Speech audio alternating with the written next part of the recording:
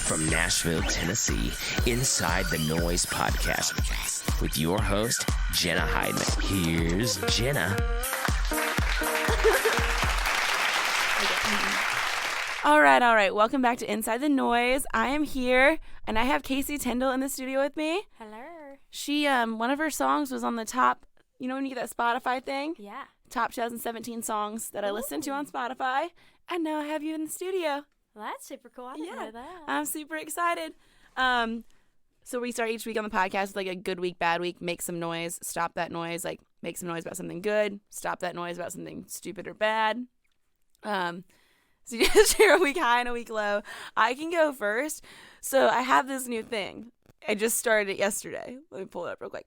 But I'm gonna like come up with some good sayings. Yeah. Like I'm just trying to think of like some good sayings. I don't have any good ones, but I have a new one. This is my good week. This is like my make some noise about it.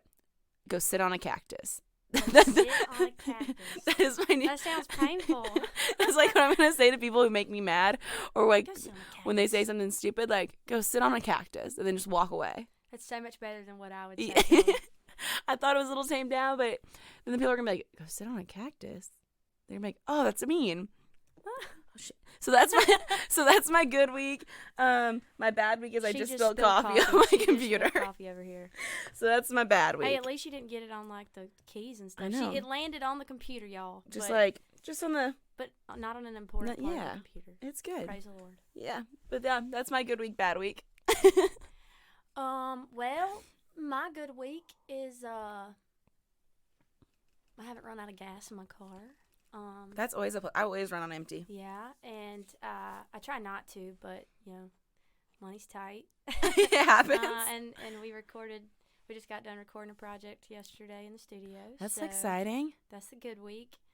Honestly, I haven't really had anything bad. So it's good when you can't think of something off the top of your head.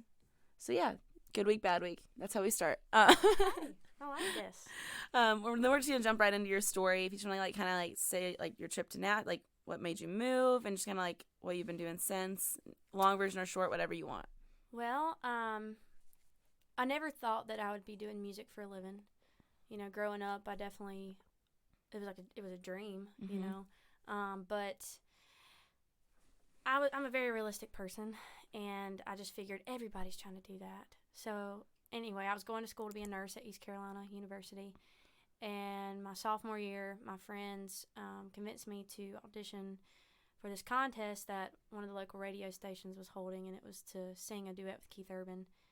And I called in, and I don't know how, because it was through the radio, and it just sounds like crap coming through the phone. And he was saying through the radio? Yeah, and I won.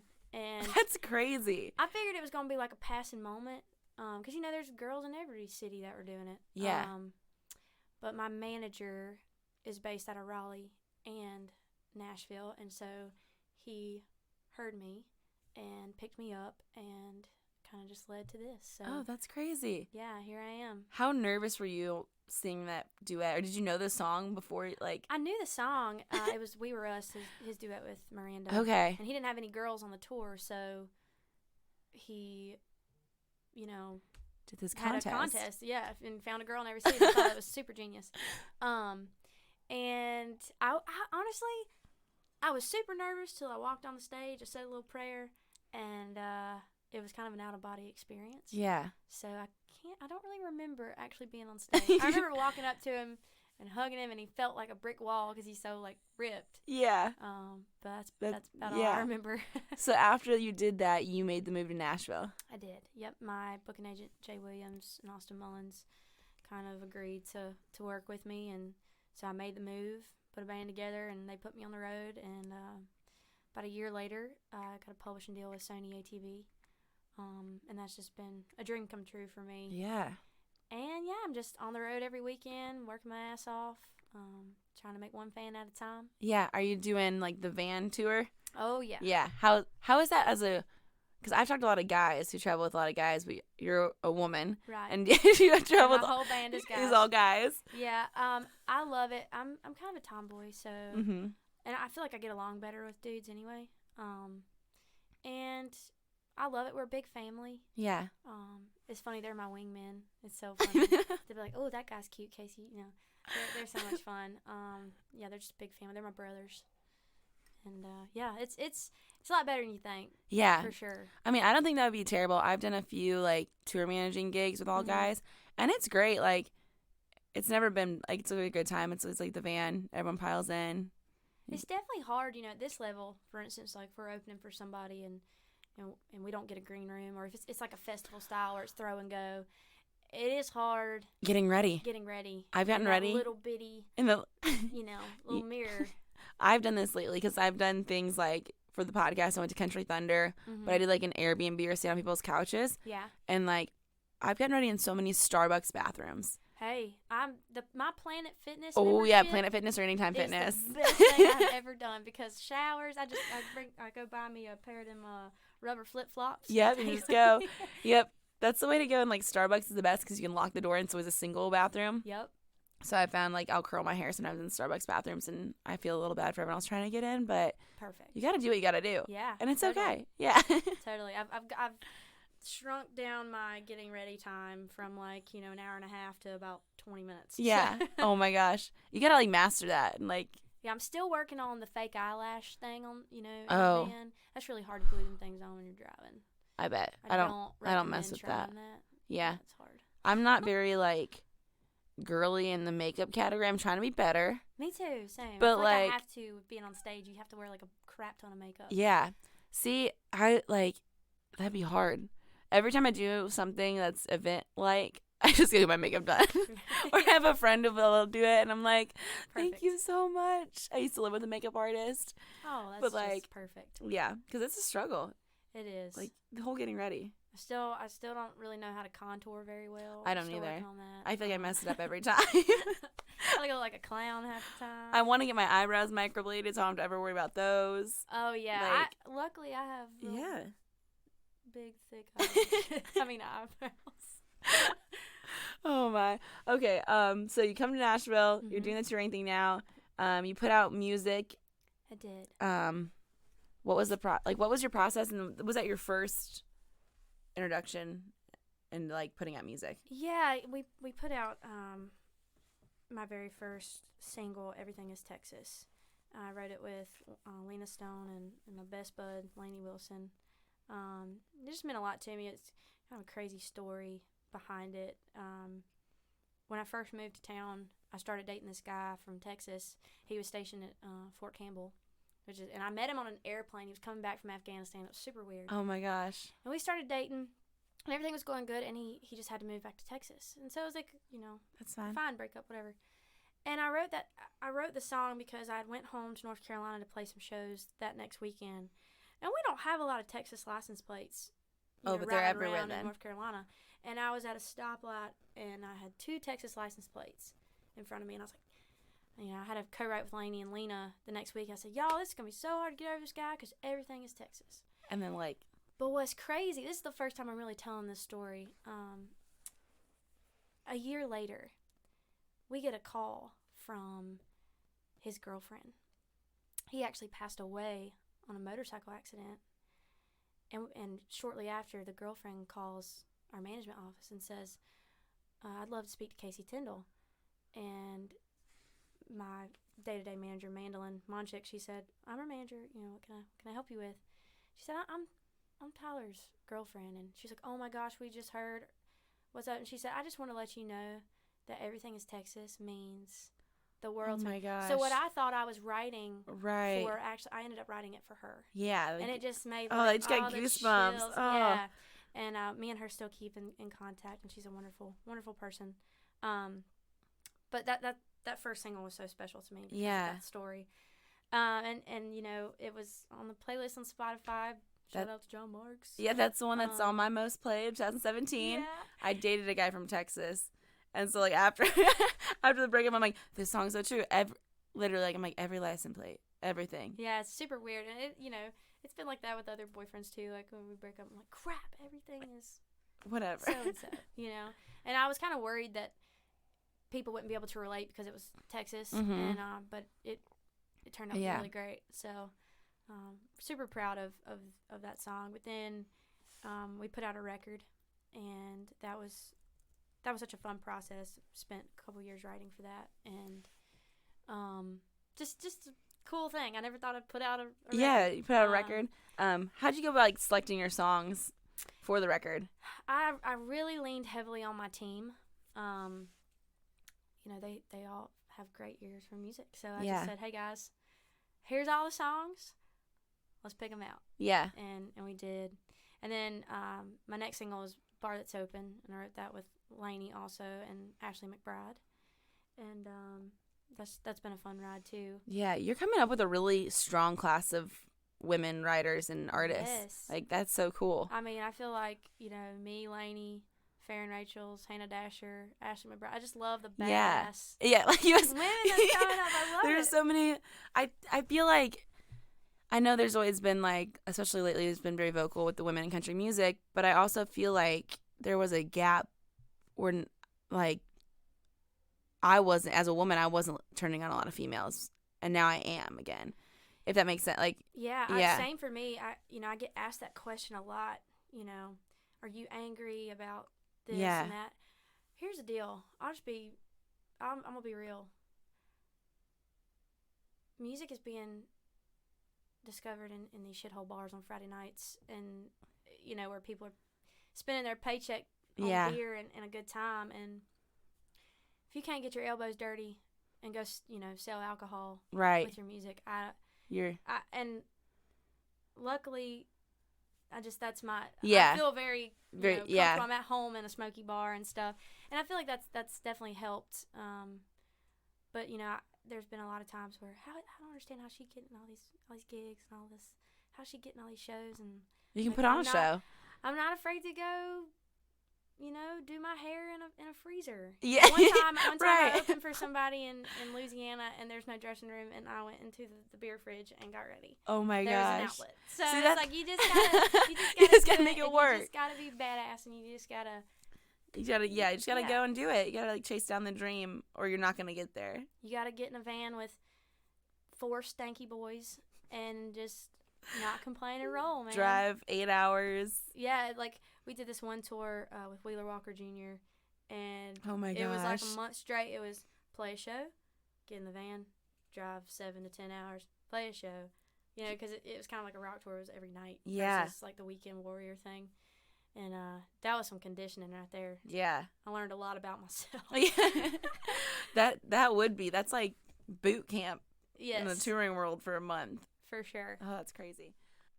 Okay, guys, we're going to take a quick break so I can tell you about Defiance Fuel. Defiance Fuel is the best water around. I am obsessed with it. I can drink as much as I want and never get water bloated, and I'm always hydrated. I love it. When I travel, I miss it. I come home back to Nashville, and I drink so much Defiance Fuel to rehydrate. And right now they're offering our listeners an incredible deal you don't want to miss. You can save 20% off using code Noize. That's Noize at checkout. Code Noize. Just go to defiancefuelstore.com to take advantage of this deal now. Yeah. I did see you play. Well, I caught some of it. I feel like it was raining that day at the Muhammad Music Festival in Illinois. Oh, yeah. Dude. Yeah, we were there. We were there with a tent and doing like an Inside the Noize promotion. Oh, cool. But it was so crappy weather. My tent kept flying away. Oh my gosh. I spent $30 on mulch and had to stick it in the mulch bags at the gas station, and it was in the middle of nowhere. So literally, I had to go to the gas station and buy mulch, and I was just like, can't do this anymore. I'm like going crazy. But also with that song, your style is super edgy, and you always wear crop tops. What is your fitness secret? Oh my gosh, it was like an accident that I started wearing crop tops. I wore it one time, and I just grew up playing basketball. Yeah. All through school, and so I have worked out all my life. It's just part of me. And I wore a crop top one time, and some lady was like, "Oh my God, like your abs, ah!" And so it just kind of became part of my image. Yeah. I guess that's so weird to say. I just do a lot of sit-ups. You do a lot of sit-ups? Yeah. I was like, maybe she has some secrets. Try not to eat too crappy. Man, that's the hard part. It is, especially being on the road. It is. The closest thing and the only thing you can afford is always McDonald's. Yeah. What do you eat most on the road? Oh God. McDonald's. Or whatever's in catering. Praise the Lord for catering. Oh yeah. Yep. Yeah. I mean, I feel like when I travel, I try to do like Panera, but like it's expensive. It's hard. It's expensive. And they're not everywhere. It's not everywhere. Same with Chick-fil-A. Like I love some Chick-fil-A, but like not everywhere. If you're like going anywhere up to Illinois, you got to go to the Paducah one, and it's in the mall, and it's just very inconvenient. But there's always a Starbucks. That's my breakfast. I always get like a sausage and cheese. Oh, Starbucks is a good breakfast. Yes. Yeah, I could do Starbucks. I could probably do it for every meal. Yep, I agree. It gets a little expensive though too, but their bagels are cheap. Hey, I just had my first pumpkin spice latte. Ooh, how do you feel about it? I loved it. I thought it was great. I was real nervous. Did you iced or hot? Hot. I can't do iced coffee. I'm an iced coffee person, like all the way. I can't do it. I don't know why. It's like when I wake up in the morning, I have to drink coffee. Yeah. But if you hand me an iced coffee, I'd be like, no thanks. Nah. No thanks. Going back to your story, what were you like as a kid? I always like to ask this question. As a kid, music, sports. It was sports. It was deer hunting. I grew up I love deer hunting. And basketball and church. My parents were divorced, so I kind of got my music from that situation, going back from house to house. Like, my mom would listen to rock, and my dad would listen to country. Oh, that's so cool. That's kind of how that happened. How your sounds kind of reflects that. Yeah, and as a kid, I just, I don't know how to say this. I wasn't a loner. Like, I had friends. I got picked on a lot for some reason in when I was in, like, elementary school and middle school. And I had a birthmark right here. And people just, like, picked on me so bad. Oh, no. So bad. And so I just kind of, like, kept to myself. Yeah. I was, like, a tomboy. And I was a tomboy growing up, too. Mm-hmm. My older sister was more girly and, like, Barbies and stuff, and I always wanted to be not like her. So I played with Hot Wheels. Yes, I was, like, I did have, when I was, like, real little, I had the Brat dolls. Oh, yeah. But I also had the G.I. Joe figures, yes. And they would play together. Oh, my gosh. So. Yeah, it's funny because, I was, like, Hot Wheels, and I think my parents were always, like, just, like, why do you like Hot Wheels? I was always a firefighter or a carpenter for Halloween, so I wanted to be like my dad. Yeah. And not like my sister. My sister was always in the dresses and she did that. They just wanted to be not like her. Right. So I just tried to do everything opposite. But That's how me and my sister are. She's like, I don't want to be anything like you. You're like, but come on. Okay. On the writing side of things, how did you find like the girls you write with or the guys you write with, and how did you fall into that community? I feel like just with everybody else here in town, it's, before I got my pub deal and they helped me get rights, it was just who your friends are. Yeah. And you just write with them because everybody does it. Yeah. And that's kind of how I got my little community going of songwriters. And then when I signed my pub deal, I met some amazing people I never thought I'd write with, and they've sort of become part of that process too. And this town just always just blows my mind. Just blows my mind. I love it. And it's nothing the same as every day. It's just something is new and different. Keeps you on your toes. I love it. Yeah. How often are you writing? Probably 3 or 4 times a week. Yes. Because of being on the road. Yeah. I mean, that's a lot still. Like, I'm not a writer, so sometimes I'm like, how are you thinking of all these ideas? I don't know. Sometimes I have no ideas, and I go in and I'm just praying, dear Lord, please let my co-writer have an idea because I have nothing. I'm boring today. But it's amazing. I just feel like there'll be times where you have nothing and God just sends down this idea and you're like, writes a song for you. Yeah. So it's awesome. That's awesome. Do you want to play another song? Sure. We'll do. So this next song is my next single. And, hold up. I got to tune back up. Sorry. Okay, guys, I just wanted to take a second to tell you about how obsessed I am with my Mellow Wear leggings. These leggings are so comfortable. They're high-rise, which I love, and you can get them with pockets, which is great for airport and travel. I'm obsessed, and they're squat-proof. My number one thing when buying leggings is to make sure you cannot see through them, and these leggings have not disappointed. Go check them out at Wear Mellow on Instagram because they're launching a new lines very soon, and you need to get you some. Use my link to order your new favorite leggings. So this next song is going to be my next single, and it means a lot to me. It's another one of those songs that I thought I was writing it for one situation, and here in the past couple weeks, I realized that this song means more to me now and what I'm going through right now in my life than it did when I wrote it. And how this song kind of came to be at the time, so this was probably, I think I wrote this 2 years ago with Chris Cann and Pete Salas. I knew I was about to get dumped. Like, I just, you know, it's that feeling that they start to ghost you, starts, you know, they start to kind of cower it out a little bit. And I just knew it. And I walked in, and I'm kind of, you know, I know these guys, and they can tell. You know, I wear my shit on my sleeve, dude. Like, I'm not very good at putting on a face when I'm going through something rough. And I think that's why I'm a songwriter. And I walked in there like, you know, how's your day going? Da-da-da. And they're like, you don't look like you're having a good day. I was like, well, I know I'm about to get dumped. Like, that's just what's about to happen. But I know that God has something good for me in the future. And then my next thing that I said was, but I'll be grabbing a bottle of wine on my way home. And then we got to thinking, and I can't remember if it was Chris Cann or Pete that said, oh, I've got this title, Bottle in the Bible. I was like, oh my gosh, well, that's perfect. Yeah. Kind of goes with this. And it kind of, you know, got me thinking, like, you know, whenever I go through something in my life, I trust God 100% on, like, you know, there's this mountain in my road, but I know that over that mountain is something good. And you're going to get over the mountain, But sometimes I feel like it's a little bit easier to climb that mountain with a bottle of wine, you know what I'm saying?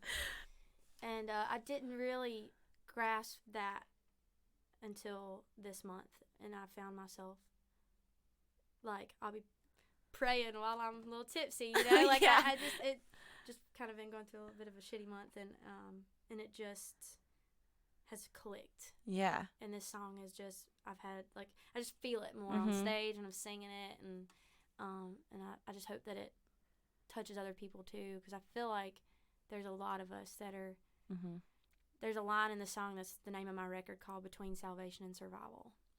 And I feel like we're all just kind of living in the middle. Yeah. Trying to be good, but get by. Yeah. And I think that's what this song is about, and it's a little bit about my past, and yeah, this is Bottle in the Bible.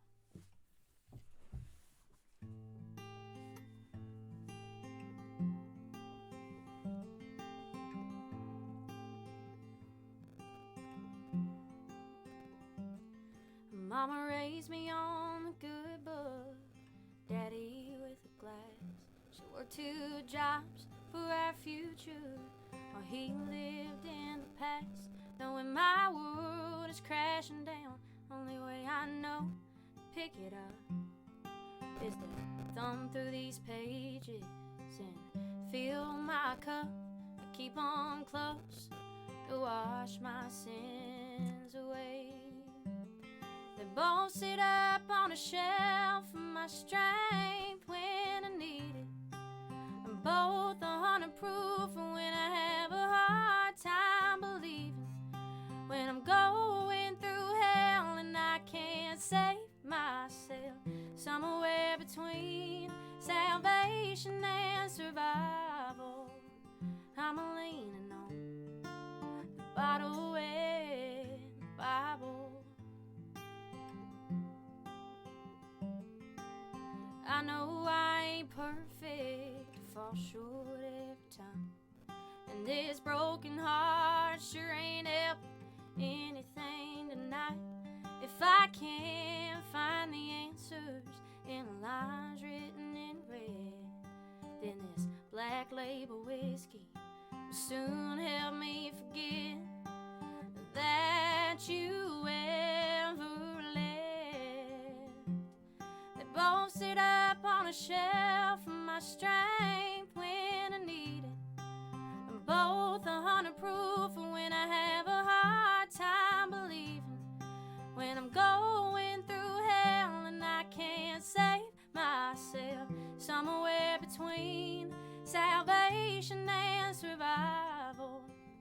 I'm leaning on the bottle and the Bible, whatever heals me. So this missing you don't kill me.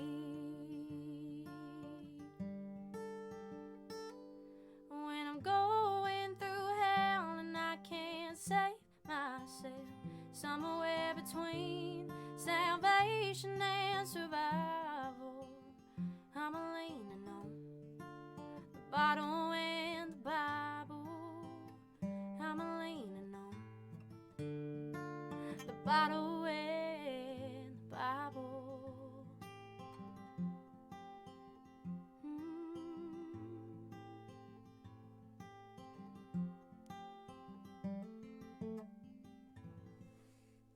So dang it. I'm so excited that's your next single. Thank you. What is your like single release vision or plans? Do you have a music video? Are you doing acoustic? Are you doing We're working on a video right now. We have no clue when that's coming out, but it will be. It's gonna be, thanks to John Marks and Spotify, it's gonna be on the playlist. And That's exciting. I think any day now. So Ooh. every morning I wake up. You wake up and like wait for the I love like I don't know I'm not an artist and I don't have music out, but you see everyone posting like you've been added to this playlist, like you guys get that notification now, and I just like It's super cool. My team gets that notification. I don't, so I just like go in, I'm like scrolling every morning. I'm like, oh, is it up there yet? All right, let's end this thing with off the record confessions. Okay. These are off the record. They're on the record, but call them off the record. It's just something weird, embarrassing, just something you need to get out. Maybe confess. Crap. I called my roommate Lainey right before this and was like asking her if she knew anything weird. It's hard to think of sometimes. I'm trying to think. I'm super weird, but like I think I'm always weird. You just think it's like it's It's okay. like normal. It's like it's so weird. It's been normal. Well, let me think. Oh, I'll confess something. Yes. This is a good one. I think this is a tip that I think people should write down.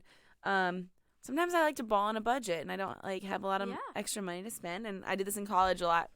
I would be going out and it'd be like on a date or out for a night.